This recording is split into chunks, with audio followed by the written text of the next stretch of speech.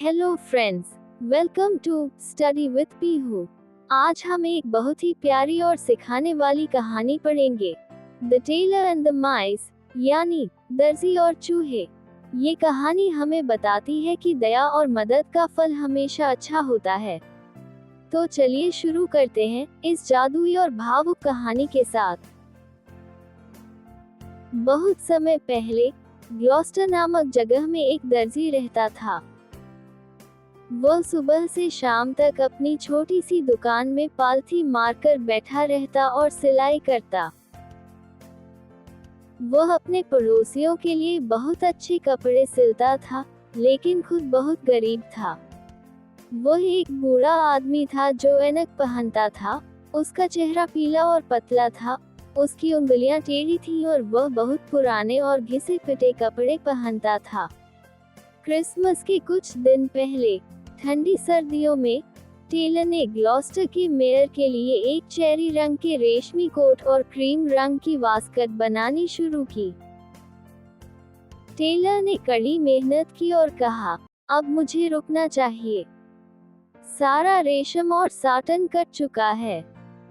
जब बर्फ के फाहे गिरने लगे और अंधेरा होने लगा, तो टेलर ने खिड़की बंद की, दरवाजा बंद किया और घर चला गया। रात में दुकान में कोई नहीं रहता था, बस कुछ भूरे रंग के चूहे रहते थे जो बिना चाबी के ही अंदर बाहर आते रहते थे। वे चूहे संकरे रास्तों, सीढ़ियों और गुप्त दरवाजों से एक घर से दूसरे घर में घूमते रहते थे। वे बिना सड़क पर गए पूरे शहर में घूमते थे।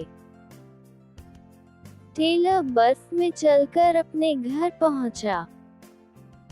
वह इतना गरीब था कि उसने सिर्फ एक किचन किराए पर लिया हुआ था और वहीं रहता था। उसके साथ उसकी बिल्ली सिम्पकिन भी रहती थी। म्याऊ, बिल्ली ने कहा। दर्जी ने बिल्ली को कुछ पैसे दिए ताकि वह दूध, रोटी, सॉसेज और चेरी रंग के रेशम का एक छोटा सा टुकड़ा ट्विस्ट खरीद लाए। बिल्ली चली गई। दर्जी खुद से बात करने लगा। अब मेरी किस्मत बदल जाएगी। मेयर की शादी क्रिसमस के दिन है और उसने कोट और एक कढ़ाईदार बास्केट का ऑर्डर दिया है। वह बहुत थका हुआ था और बीमार महसूस कर रहा था। तभी उसे बहुत सारी छोटी छोटी आवाजें सुनाई दी। Tip tap, tip tap. वह किचन में गया और सुनने लगा।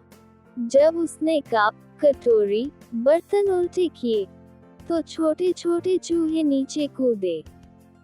वे भाग गए। चूहियों को सिम्पकिन ने पकड़ रखा था। जब वो लौटा और देखा कि चूहियां भाग गई हैं, तो वह नाराज हो गया। उसने गुस्से में लाल कपड़ा छुपा दिया। अगर वो बोल पाता, तो जरूर पूछता, मेरी चूहियां कहाँ हैं? उसने सारी रात उन्हें ढूंढा, लेकिन चूहियां नहीं मिली। दर्जी बीमार पड़ गया और कोट और वेस्ट कोट पूरा नहीं कर पाया। वो 3 दिन और 3 रातों तक बीमार पड़ा रहा। आभारी चूहों ने टेलर की दुकान में आकर काम किया। उन्होंने सुना था कि टेलर को कोट और बास्केट सिलनी है। वह रात क्रिसमस ईव की थी और सिम्पकिन को भूख लगी थी। वह बाहर चला गया। जब उसने टेलर की दुकान की खिड़की से रोशनी देखी, तो झांका। अंदर मोमबत्तियां जल रही थीं और चूहे खुशी से सिलाई कर रहे थे। बिल्ली अंदर नहीं जा सकी क्योंकि दरवाजा बंद था। वह बाहर बैठा रहा और सोचने लगा कि उसने कितना स्वार्थी काम किया था। उसने ट्विस्ट छुपा दिया था। चूहे अच्छे और मददगार थे। क्रिसमस की सुबह टेलर उठा और दुकान गया। सिम्पकिन भी आया। वहाँ एक बड़ा आश्चर्य उसका इंतजार कर रहा था। पूरी दुकान एकदम साफ थी और मेज पर सबसे सुंदर कोट और कढ़ाईदार बास्केट रखी थी जो कभी किसी मेयर ने पहनी हो।